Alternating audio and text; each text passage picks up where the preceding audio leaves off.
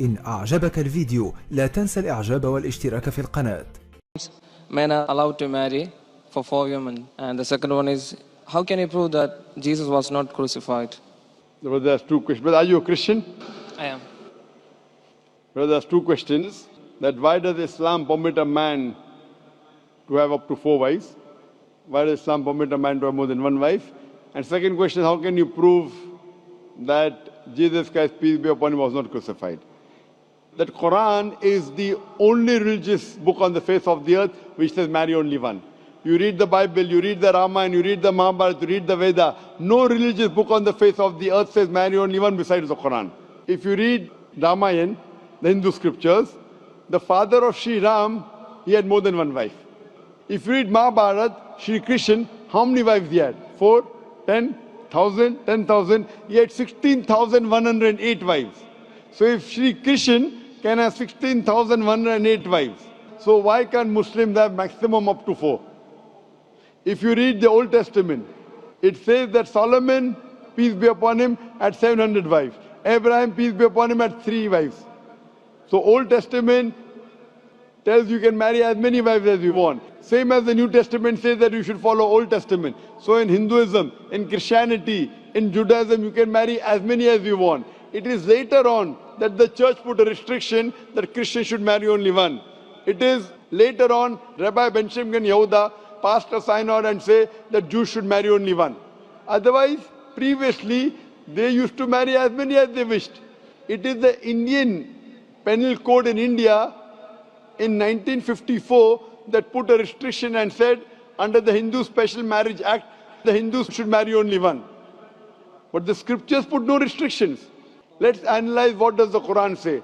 Quran says in Surah Nisa chapter 4 verse number 3, marry women of your choice in 2s, 3s or 4s, but if you can't do justice, marry only one.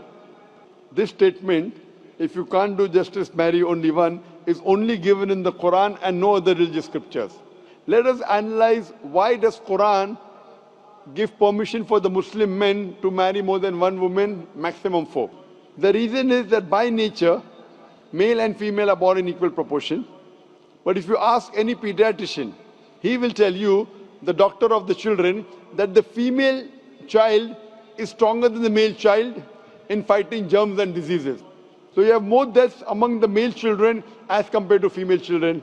So in pediatric age itself, the females are more than the males. As life goes on, there is death due to wars, due to alcoholism, due to drug addiction, due to accident. In all these cases, more men are dying as compared to females. So today in the world, there are more females as compared to males.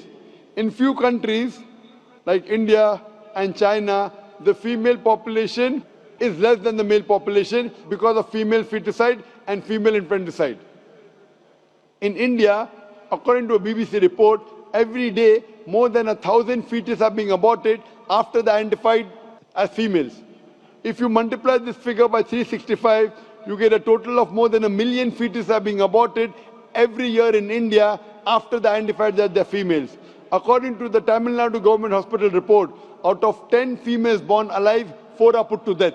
If you stop this evil practice of female feticide and female infanticide in India, even in India, the female population will become more than the male population. Even in China, if you stop this evil practice, the female population will become more than the male population. Today, if you analyze, in USA alone, there are 4.7 million females more than males.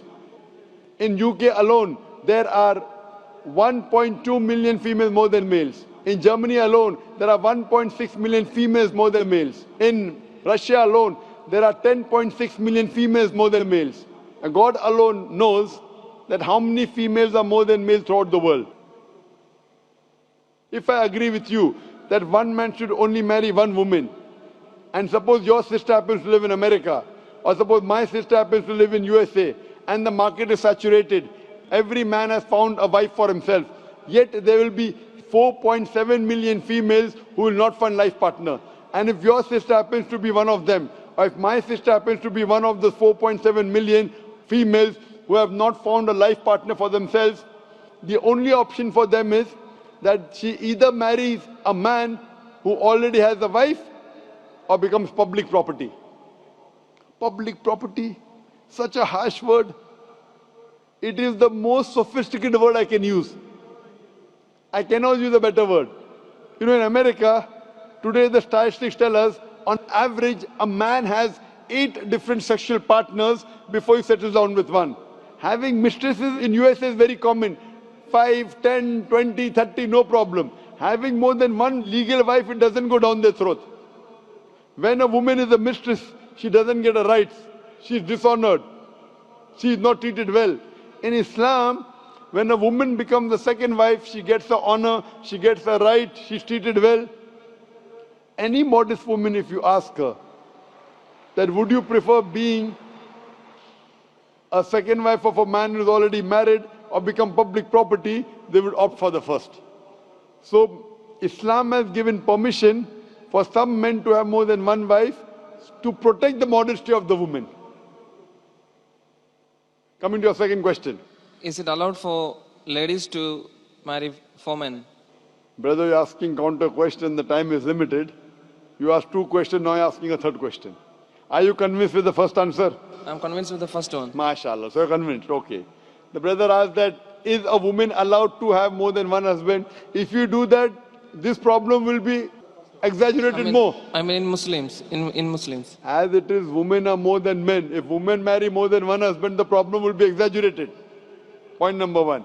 Point number 2, if a man has more than one wife and if the child is born, you can easily identify who is the father, who is the mother.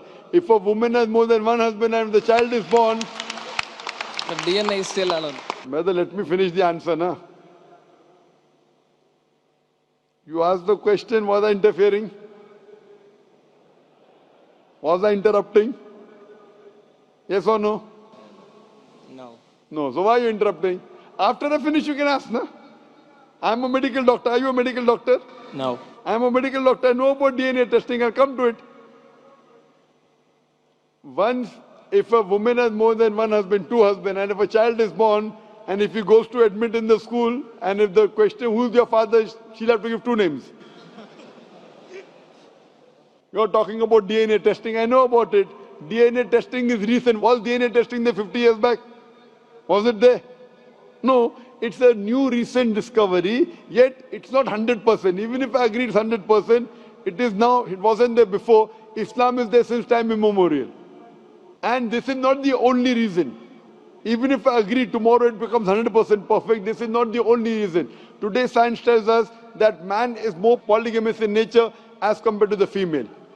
Today science tells us that during menstrual cycle, the female undergoes certain psychological changes. It's not possible for her to do the role of multiple wives. But a man doesn't undergo these changes. It's possible for him to do a role of multiple husbands. Today science tells us that if a man has multiple sexual partners and all are faithful, there is no problem. But if a female has multiple sexual partners and all are faithful, there are chances of sexually transmitted diseases to emerge. And that disease will go back to the male partner. So medically, it is not acceptable that a female has multiple partners, but medically and scientifically, it's acceptable that a male can have multiple partners.